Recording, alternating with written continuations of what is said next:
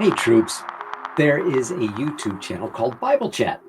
Seems like it'll be fun. A couple of guys sitting there looking like a couple of guys sitting there just having a chat. And they got Bibles, so it works. They did one that was titled, Can a Christian Be a Vegan? So of course that got my attention. So let's just hit play, and I'm going to do it on the fly because for those of you who first time seeing me, I teach animal rights activists how to have conversations about veganism with Christians like myself. And since quite often activists do street outreach where they only get a few minutes or they meet somebody for the first time, I want to treat these like I'm doing activism in the street. So I'm just going to respond on them as I go along, just to kind of make you feel like I'm there with you. Like, I'm going through what you're going through, and this is how I would handle it. Not that this is going to be the exact perfect way to do it. Maybe if I had more time to sit down and study each one individually, but hey, whatever, this is what it is. So let's pull it up. Oh, there it is, Bible Chat. Okay.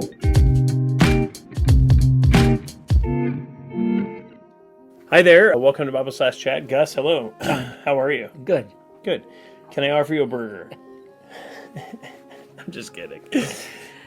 Okay, right away,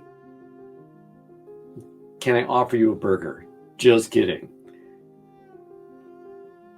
When I hear somebody say, just kidding, I think they are already feeling defensive. They know they're going to discuss veganism. They may not know it up here in their head, but they know in their hearts that they're going to have to defend animal abuse from the Bible. And so they're going to make a joke about it to deal with the discomfort. So when you talk to a Christian and they're laughing, making jokes, remember, they're dealing with the discomfort they feel because they have ethical boundaries. Those ethical boundaries are animal abuse is a sin, bestiality is a sin, gluttony is a sin. And if their food choices come from any of those sources, they should avoid those food sources. But just from the way he's laughing, let's see how he dances around the ethical points of view. I don't eat meat. Really? I know you're lying. I don't need anything but meat. No, I'm just kidding. So we had a question, right? Yeah, on we this. did actually. And do you want to ask it or do you want me to ask it? Well, let's dialogue about Let's it. dialogue. You can start it. So the question has to do with, what is a Christian view on veganism, right? Okay. This is what the question says. And how we are to respond to people who believe that eating meat is evil, ungodly, because of the abuse that animals endure in the American meat industry. Okay. Okay, now that's a pretty good question. I think it could be phrased a little bit better, but somebody is asking a question because they also included what animals endure in the meat industry. So I'm going to be interested to hear how they respond to that. So it's a good question. It's a fantastic to think question. through some of these things, right? Yeah. So let's go. What should our response be to Christian veganism? Okay. So Explain what veganism is. Veganism, for those of us that don't understand I it. actually don't know completely all the rules, but I like that you phrased it Christian veganism, because that's what I do. He didn't say Christian vegans or vegan Christians. I do that because I want to make sure I put Christian first and veganism, because I'm with you guys. Anybody who knows me knows I'm out there fighting for the animals constantly, but I still put Christ first. So Christian comes first. vegans don't use anything that's an animal product. Okay. To my knowledge, there's like a very strict set of regulations. You don't use anything that's connected with animal products of any kind. That includes like things like eggs and milk, fertilizer for their plants. I don't know. Okay, that was a shot. He was taking a shot against us. Fertilizer for our plants. In other words, we eat plants, but you don't need animal poop for fertilizer. There's so many others. Not an argument I want to get into there. I want to try and keep it on the biblical stuff. He was taking it out because, again, he's dealing with the discomfort. About that, but anyway, that's I would assume. Sorry, that part of the animal you're allowed to use. No, but again, I don't know. I genuinely don't know. And again, there's nothing wrong with veganism and the choice to make that. Well, gee, thank you. There's nothing wrong with veganism. How nice of him. He kind of started, but I don't think he quite filled the entire definition of what is a vegan to this other guy who's asking, although I think the other guy's fully aware. They're just doing it because they want to state it for the sake of the video. But he left out the other exploitive ways of using animals for clothing, for entertainment, for research, things like that. He left that out. I don't know if that was on purpose. I doubt it. I just don't think he really researched it well enough. Choice. So the very first thing I want to say is just the freedom that Christians have to make their own dietary choices. Yeah, to eat whatever they want to eat. Eat whatever you want to. Okay. I've said it in countless other videos. Christians will think veganism is a dietary choice. They won't look at it as an ethical choice. If you're a Christian watching, veganism is not just about what you eat. It's the clothes you wear. It's the entertainment you see. It's the medicines that you take. Or it's a way of doing the least amount of harm as possible, which is totally in line with Christianity. But by these guys and other Christians constantly making it an issue of just dietary choice, they can criticize it and say, well, you can be a vegan if you want. I just choose not to. We have freedom to choose it. No, we don't. Christians do not have freedom to choose food that comes from animal abuse, the food that comes from bestiality, and food that contributes to gluttony, food that contributes to world hunger. No, Christians can't do that, but they're going to argue they can. We eat, don't eat whatever you don't want to eat. You have absolute freedom to do Absolutely. that. Yeah, and do whatever it is that you think would most glorify God. Yeah. So we just Okay, what would most glorify God? Not eating food products that come from animal abuse or blah, blah, blah, blah, blah. I've said it already how many times in this video. It's encourage, like the glory of God is central to those decisions. If you believe in your conscience and in your heart that not eating meat for whatever reason is glorifying to God, or not eating anything that's an animal product is glorifying God, you have freedom to do that. okay. What if I said in my heart, I don't feel it glorifies God to eat animals that have been denied every natural behavior that God gave the animals? For example, if God gave animals a 25-year lifespan and we cut the animal's life short to 1.5 years because we want to make hamburger out of it, can we do that? Is that going to bring glory to God? Is that glorifying God? Is our choice going to glorify God to deny animal that life that God gave it? Is our choice going to force an animal to live knee deep in its own feces? That's a fancy word for poop, everybody. No, but from what he just said, yeah, we can. We have that choice. And legally we do, but ethically, no, I don't think as Christians do. Where we would go with that is just then ask the question, like, how should a Christian consider meat, the treatment of animals, those kinds of questions? Thank you. And what we would say is there's, again, a mediating position. It's possible to say, well, to like essentially like worship animals and life and say like, well, I don't want to ever do anything to an animal. It's murder to kill an animal. You hear that all the time. And we would say, no, that's actually not true. And the reason why is because God actually gives us instructions in Genesis chapter 1, verse 28. It says, God blessed them. God said to them, be fruitful and multiply, fill the earth, subdue it, and rule over the fish of the sea and over the birds of the sky and over every living thing and everything that moves on the earth. Yeah. So he's All right. If you're a follower of my channel, you've heard Pastor say this over. I know where it's going to go. God gave us dominion. We can rule and subdue. Let's see what he thinks that means. says you actually have authority over all this stuff. And then in Genesis chapter 6 and Genesis chapter 9, God tells Noah, you can eat meat. You can eat. He jumped 5 chapters. We're talking what could be 1,600 years of time. Could he just stay focused on what he first brought up in Genesis chapter 1 when God gave us dominion? When God did that, he just got done creating everything. He spoke animals into existence. He spoke the earth. He spoke the stars, the entire universe into existence.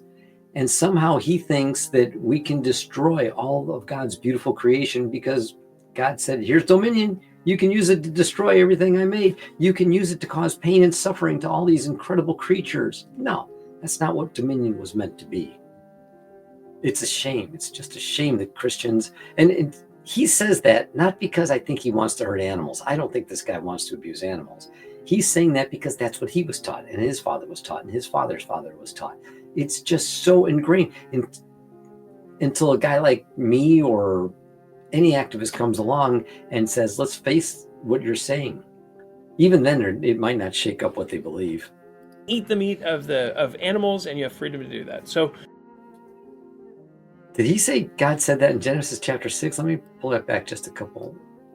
Fill the earth, subdue it, and rule over the fish of the sea and over the birds of the sky and over every living thing and everything that moves on the earth. Yeah. So he says you actually have authority over all this stuff. And then in Genesis chapter 6, Genesis chapter 9, God tells Noah, you can eat meat.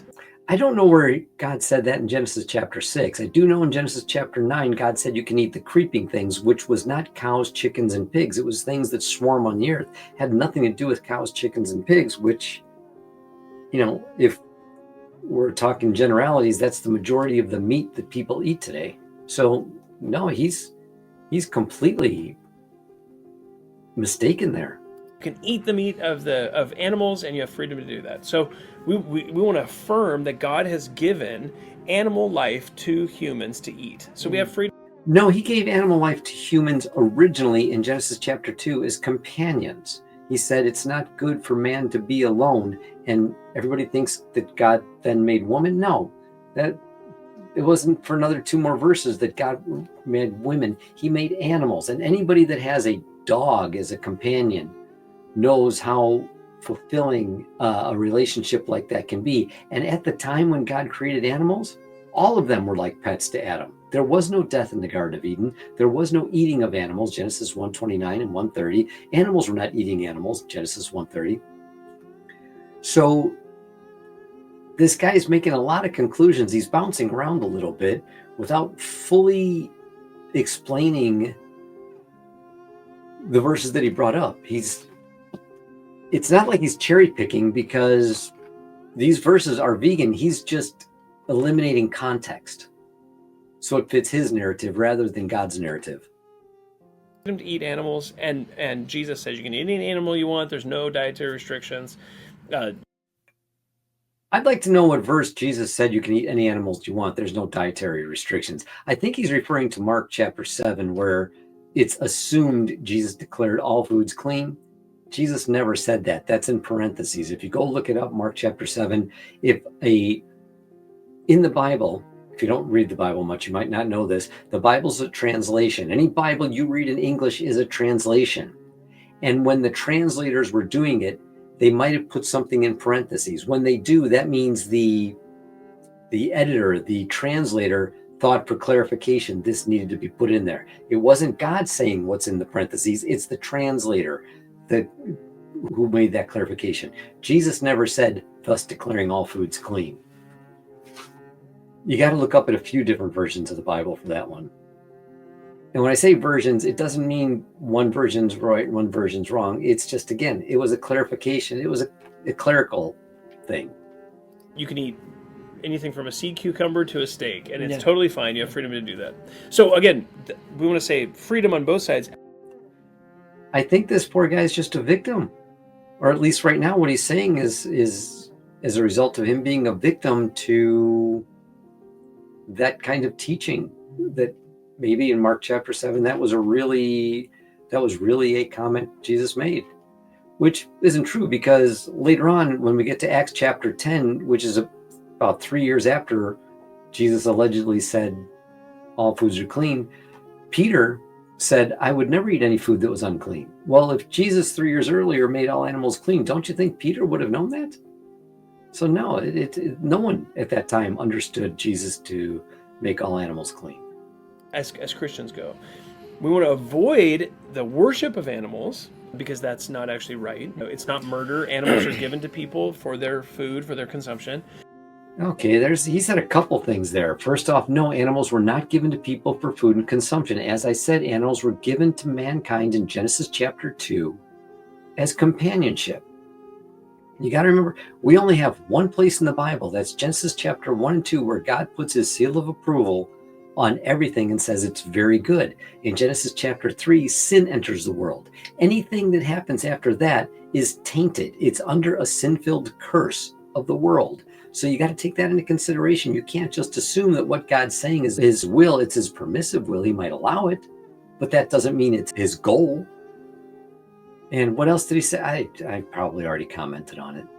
But then the other side of that, on the other side, would be like the mistreatment of animals. Yeah. So like, you hear stories all the time about like mistreatment of animals in various situations. We're told, Solomon tells the reader of Proverbs to pay careful attention over your flocks because they'll feed you in the wintertime. And the point there is, he's saying, take good care of your animals. And there's actually like this instruction. And He's making it sound like the reason you're supposed to take good care of the animals is because it's going to bring personal benefit to you, the owner of those animals. I don't think that's what it meant. It's because if you read later on, it goes on to say the righteous man cares for his animals. It doesn't say you'll profit much if you care for your animals. It says if you're righteous, you will care for animals. There's a difference there. I think he's missing that verse. I'm starting to think this guy's feeling very defensive, and he put some thought into this prior. the reason why you should take good care of your animals is because it's actually the care you're actually caring in one sense for yourself when you care for your animals well. There's no point in just animal cruelty. Yeah. Just to be cruel to animals, there's no point in that. And one of Okay, when you say there's no point in animal cruelty, maybe he doesn't know it. But any animal that comes from a factory farm is animal cruelty. Every unnecessary death would be considered cruelty. You know, if you got a dog that gets hit by a car and its head is crushed and its brain's over here and somehow it's still alive, euthanize it. Okay? But that's not the situation. These are animals that were bred into existence just so you can hang them up upside down, slice their throat open so you can eat their dead bodies. That's cruelty. What makes it really cruel is that there's no need in the human body to ingest that kind of thing. We don't have to eat animal products to survive. You can go online and you can see bodybuilders, football players, Olympic athletes, you know, people in athletics that are beyond what the average person is, and they're doing it all on vegan diets. There's no reason whatsoever that any human being has to eat meat. So when you choose to kill an animal, it's for your own personal desires. That's called gluttony. That's called unnecessary death. That's called murder. That's called many things in the Bible, but it's definitely not the picture he's painting. the dangers with the meat industry in the United States is greed, right? There's like get the cost. This we agree on, greed. It's when a farmer, a cattle farmer, a pig farmer, a chicken farmer, every penny saved is a penny saved. So they're not going to put the welfare of the animal first. If they don't care about the living conditions, 10 chickens could die, 100 chickens could die, and it would cost them more to have a veterinarian come out and take care of the one chicken that's sick. So they're like, let 100 of them die. It saves me money. I don't want to have to call a vet. For production as low as possible and the cost of the product as high as possible, and capitalism drives that, which is fine. But that I wonder what he meant by which is fine. No, it's not fine. If that's what the kind of suffering animals have to go through so we can eat them, maybe we shouldn't eat them at all, Pastor. can err to a place where animals are being cruelly mistreated or whatever. And we would say that's probably not wise. Yeah. Capitalism ultimately shifts back. It actually forces that market back on its own, because what ends up happening with animals that are mistreated is that they don't grow healthy. Yeah. And so they don't contain the same nutrients, they're going to be smaller portion sizes, those kinds of things. So They don't taste as good. They don't taste good. And so the it's actually a self-corrective thing. Yeah. So He might not know this, but our government subsidizes the meat industry. What he's saying, if it was true, it's still animal abuse, but let's just put that on the side for now.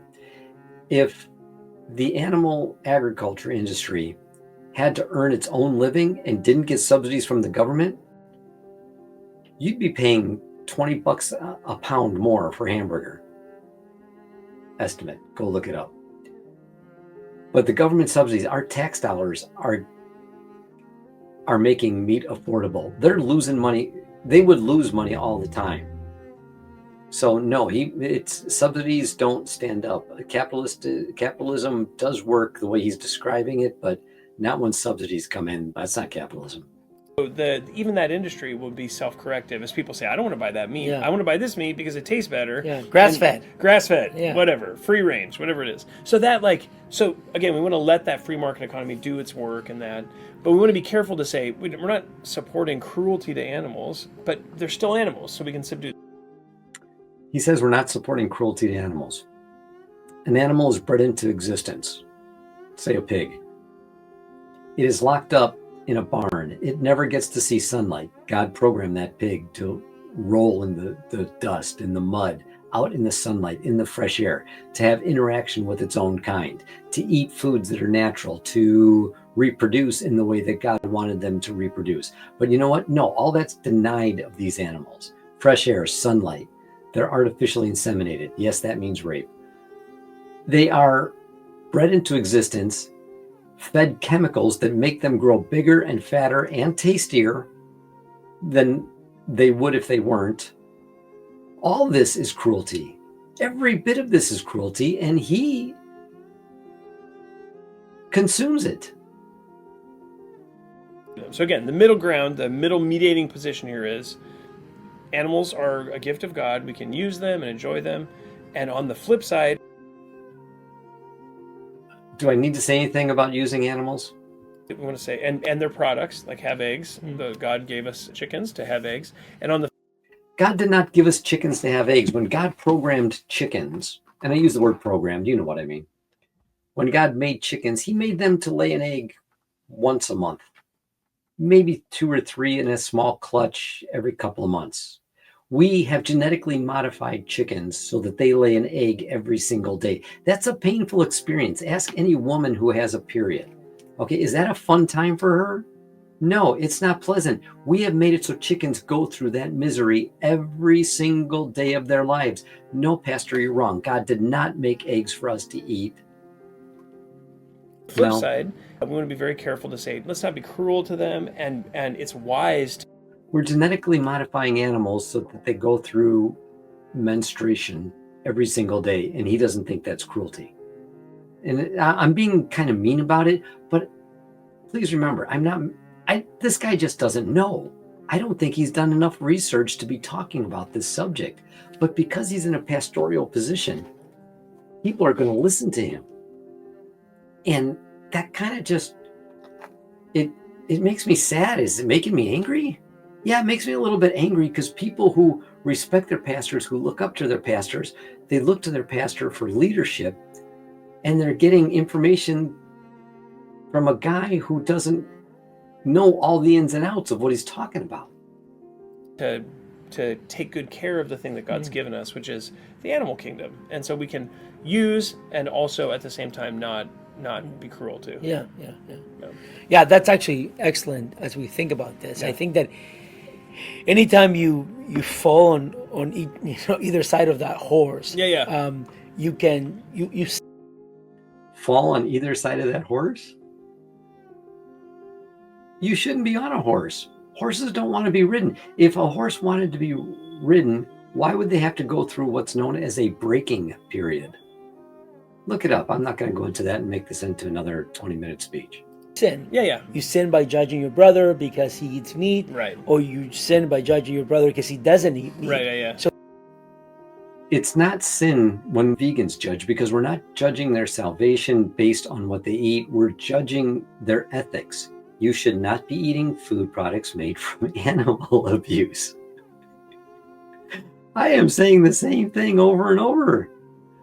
So then we end up in the first century in the early church judging Fighting each other over each and other, having Judaizers telling us and regulating what we need to eat and what we shouldn't eat. Totally. The Judaizers were a lot of those regulations come down to foods that were offered to false idols, false gods, pagan gods. Just that's what the meat eating stuff was about, and those rules. Pay attention to that, and you'll come out with a different understanding. I don't know why these guys are using that in a defense to eat animals, but well, yeah, I think I do know why. I think they're doing it because they need to have something to defend it, and they don't. It's interesting. I think all these issues, like there's a bunch of issues where it's kind of the hot button issue in our culture at various times. And I mean, it's so fascinating to me that you can look out in the totally secular culture and you find people who are vegan, who eat nothing but plant life, and then you have people who are on what's called the carnivore diet, Yeah. where all they're eating is meat. Yeah. You know, so like you get the total poles of these choices, and we would say, hey, you have freedom to do any of that, Yeah. anything.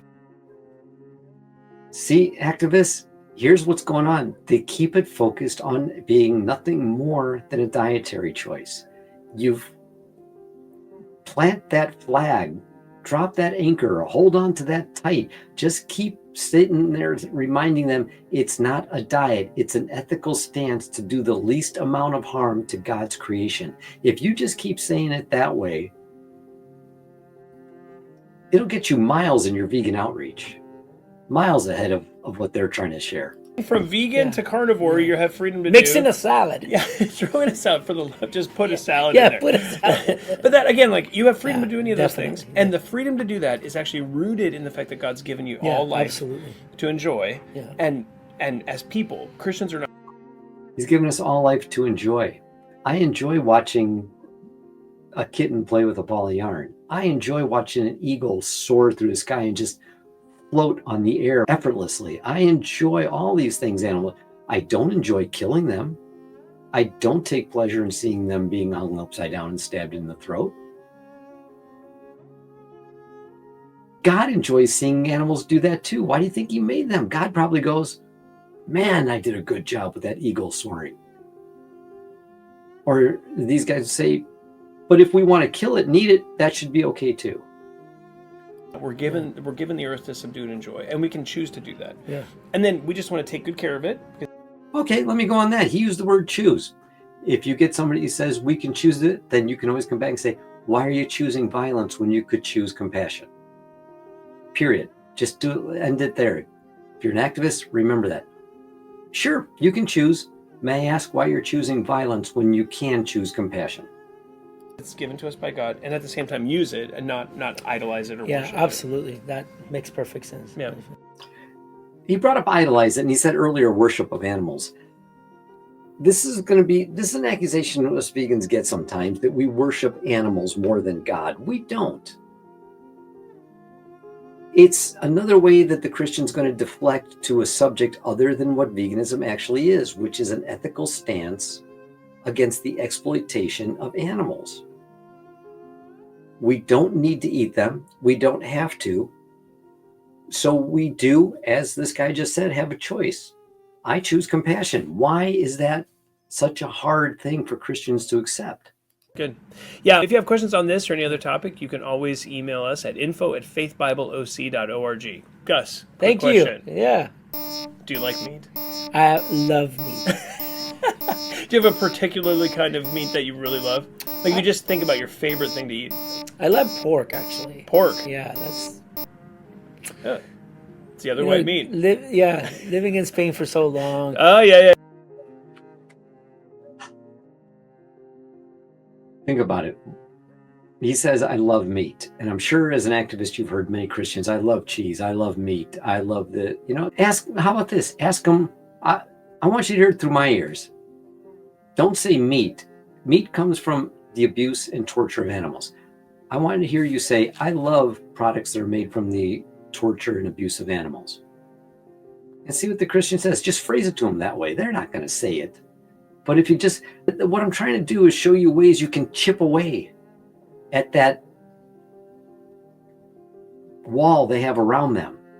You might not break through, but honestly, the things I said, I've been pretty harsh in this video, I think. I don't like the way I feel doing this video because it just doesn't feel good to me. But it's not that these guys are bad. It's just that I think their lack of knowledge is going to influence their followers to feel comfortable with the harmful things that are done to animals. And that's kind of why it just irks me so much. Maybe I'm just getting too sensitive after all these years. Yeah. And they feed their pigs acorns, so they taste. For the flavor. Yeah, they taste incredible. That sounds awesome. Yeah. Anyway, info@faithbibleoc.org. Thanks so much.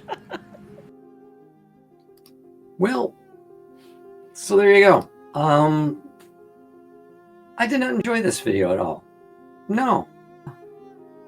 I hope I gave some commentary that activist listeners will find useful. If I did, please post it in the comments section and let me know if any of them were good for you. But no, I'm not coming out of this one feeling good. I'll post it on YouTube because, like I said, you might find something in there, but yeah, it just left me feeling icky. I wish I could. I want to try and think of why, though, before I let you go. It's they're talking in a position of authority, and they didn't even take the time to research that veganism isn't just a diet. I think that's one way I could sum up this video. I'm going to give more thought to this, but all right, troops, thank you for your time. Thank you for your fighting for the animals. Please continue on. Don't let guys like this bother you like they're bothering me now. It's a fight that we need to stay active in. So get out there and do it.